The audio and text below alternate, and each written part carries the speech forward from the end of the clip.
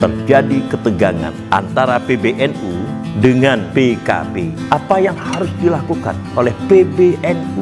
Adanya energi yang begitu besar di dalam PBNU menjelang muktamar PKB di Bali. Energi yang tampil dari dinamika ini belum hilang sama sekali. Pasca muktamar Partai Kebangkitan Bangsa di Bali itu, pasca pengesahan hasil muktamar itu oleh pemerintah, sebaiknya energi yang ada di dalam PBNU itu dikerahkan untuk membangun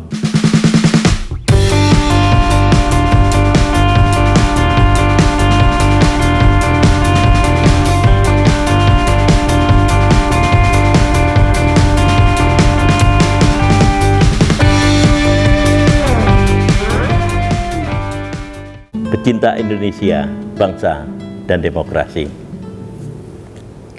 Pada akhirnya, SK pengukuhan yang intinya adalah pengakuan dari pemerintah via Menteri Hukum dan HAM terhadap hasil muktamar Partai Kebangkitan Bangsa atau PKB di Bali yang berlangsung baru-baru ini, itu telah keluar. Itu artinya bahwa PKB di bawah kepimpinan Muhaimin yang kembali terpilih secara legal aman. Lalu kemudian apa yang harus kita kasih komentar tentang persoalan ini? Pertama adalah di dalam konteks politik makro, politik supra secara administratif dan organisasional, maksud saya NU atau supra PBNU, yaitu bahwa negara di dalam konteks ini punya potensi untuk berpolitik. Jadi negara bukan saja sebuah instansi yang bersifat administratif yang memberikan pengukuhan terhadap aktivitas masyarakat, aktivitas yang bersifat afiliatif, aktivitas yang bersifat organisasional, yang merupakan inisiatif dari masyarakat, yang secara teoritis sebenarnya tidak ada hak dari pemerintah sepanjang tidak melanggar undang-undang untuk tidak mengesahkan aktivitas tersebut. Dalam konteks ini adalah aktivitas muktamar atau aktivitas kongres dan seterusnya. Tetapi di dalam beberapa hal kita melihat, terutama selama 10 tahun belakangan ini, fungsi administratif dari pemerintah itu mulai bergeser ke arah yang bersifat politik. Di dalam pengertian lain, bahwa aktivitas-aktivitas di dalam konteks ini, kita ringkas saja, politik dari masyarakat yang terlembagakan dalam bentuk partai politik itu tidak segera mendapatkan pengesahan dari negara. Di dalam konteks ini adalah Kementerian Hukum dan HAM, sepanjang organisasi politik itu masih dipertimbangkan kecenderungan energi politiknya kemana akan diarahkan, dan sepanjang itu masih menjadi pertanyaan dari segi pemerintah, maka kemudian pemerintah tidak bertindak secara teknikal dan administratif, melainkan mulai memperlihatkan atau mengulur waktu untuk melihat reaksi dari partai politik itu sendiri. Inilah yang terjadi pada Partai Kebangkitan Bangsa yang baru saja melakukan muktamarnya di Bali. Nah, tetapi seperti yang saya katakan, akhirnya Kementerian Hukum dan HAM itu meneguhkan hasil dari muktamar itu, dan Muhaimin Iskandar yang terpilih secara aklamasi di dalam muktamar tersebut tetap aman memimpin partai yang relatif besar itu. Nah, catatan yang kedua yang ingin saya berikan adalah bahwa apa yang kemudian harus dilakukan oleh pengurus besar Nahdlatul Ulama atau PBNU pasca muktamar PKB tersebut. Ini adalah sebuah pertanyaan yang dianggap bersifat mengada-ada. Tetapi bila kita lihat ceceran event, ceceran peristiwa yang berlangsung sebelum muktamar, maka pertanyaan itu pada dasarnya tegak pada alasan tertentu. Alasan apa? Alasan tentang adanya ceceran event atau peristiwa-peristiwa yang terjadi sebelum muktamar Partai Kebangkitan Bangsa. Nah, bagaimana kita memulainya? Saya akan memulai dengan sebuah cerita sedikit. Pekan lalu, yaitu pekan kedua bulan September, saya berada di Bali untuk mengikuti sebuah seminar internasional tentang aging yang diselenggarakan oleh Bappenas. Dan di dalam sebuah acara penutupannya, seseorang yang berasal dari Departemen Sosial atau sekarang namanya Kementerian Sosial, yang pangkatnya itu pada tingkat dirjen, itu tampil ke depan untuk memberikan sambutan. Dia, sang dirjen, mengatakan mohon maaf karena dia hanya bisa mewakili untuk membacakan pidato dari sekjen. Sekjen apa? Sekjen Departemen atau Kementerian Sosial. Sebab sang sekjen itu sedang menemani Menteri Sosial yang diundang oleh Presiden melakukan sidang terakhir di IKN. Nah, siapa menteri itu? Menteri itu adalah Saifullah Yusuf. Sebab memang dirjen itu mengatakan baru saja di dalam Kementerian Sosial terjadi pergantian kepimpinan. Maksudnya adalah pergantian menteri.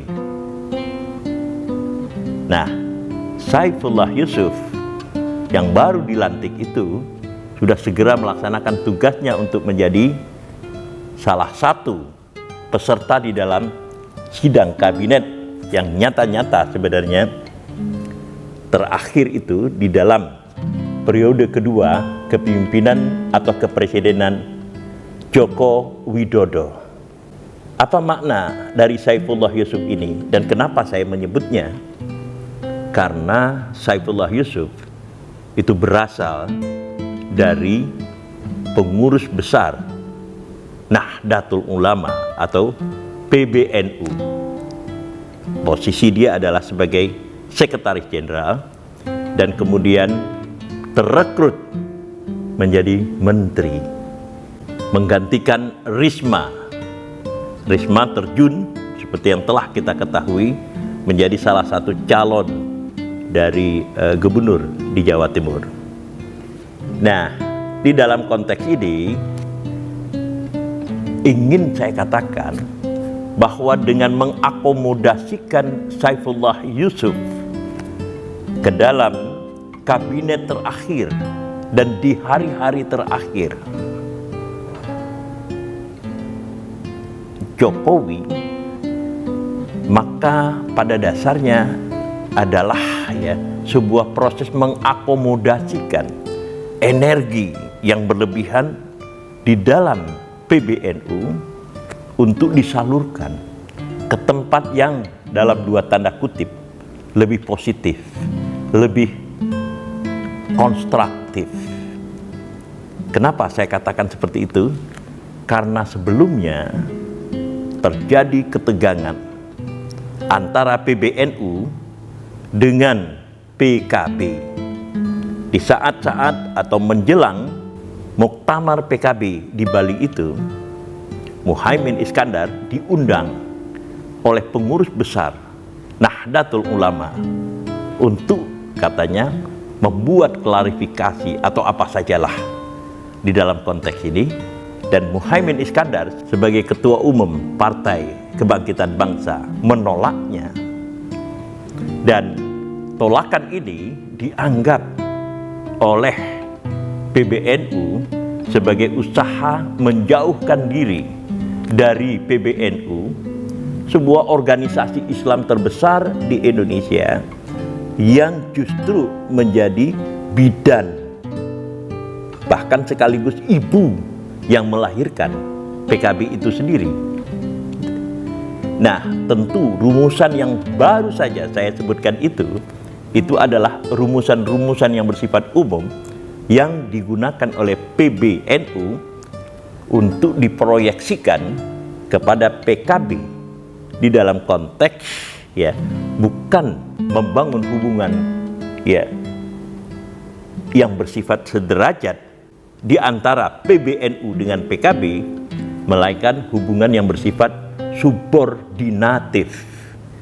Di dalam pengertian lain, kalau ketua umum Partai Kebangkitan Bangsa itu dipanggil untuk memberikan klarifikasi oleh PBNU, maka berarti PKB itu berada di dalam posisi yang bersifat subordinatif.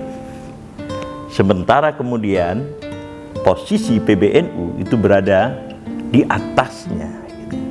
Inilah yang kemudian ditolak oleh Muhaimin Iskandar dengan mengatakan bahwa PKB dengan PBNU adalah sebuah entitas ya yang berbeda.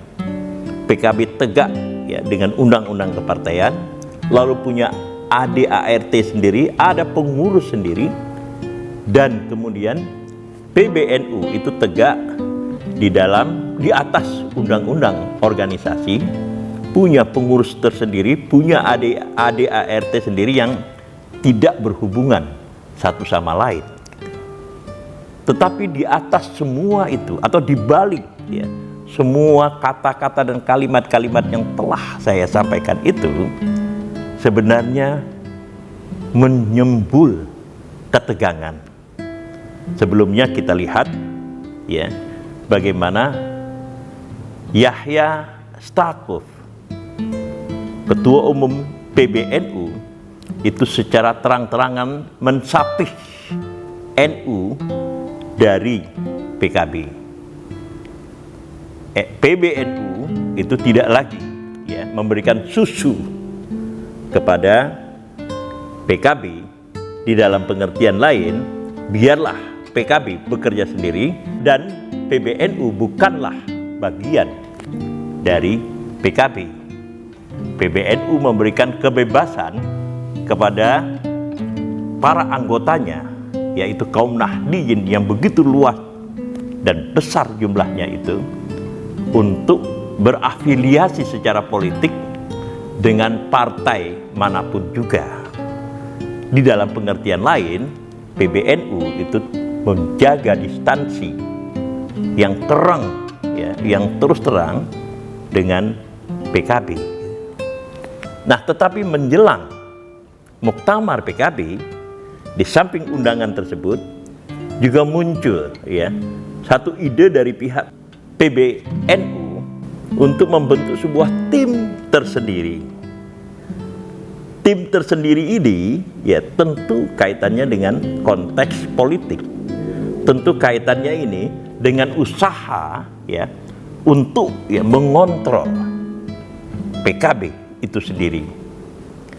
Dan ini berlangsung di dalam sebuah situasi politik, di dalam kalkulasi ya PBNU itu kondusif. Kenapa?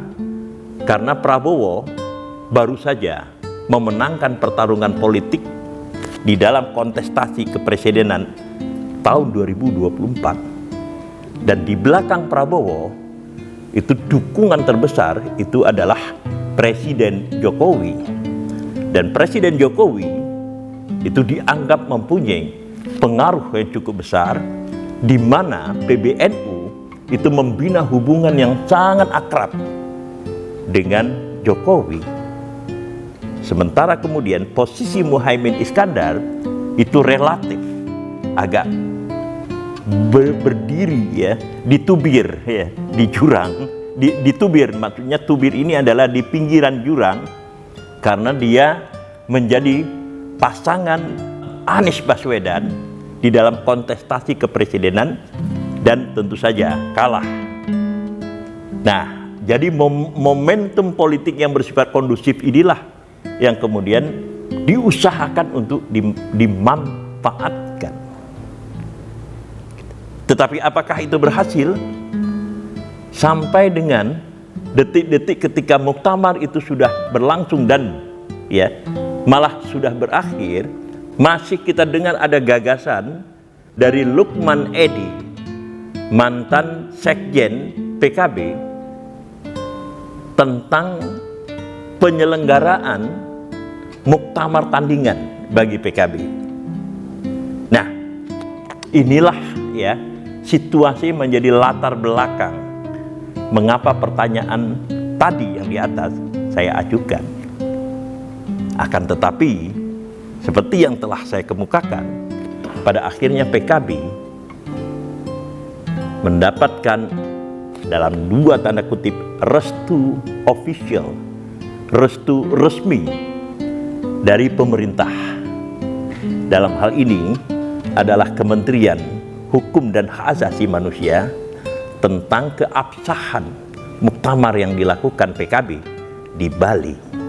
Oke, nah terakhir, lalu dengan begini ya, apa yang harus dilakukan oleh PBNU? Ini adalah pertanyaan, berkali-kali saya katakan tetap menarik, kendati pun telah berkali-kali saya ajukan. Kenapa?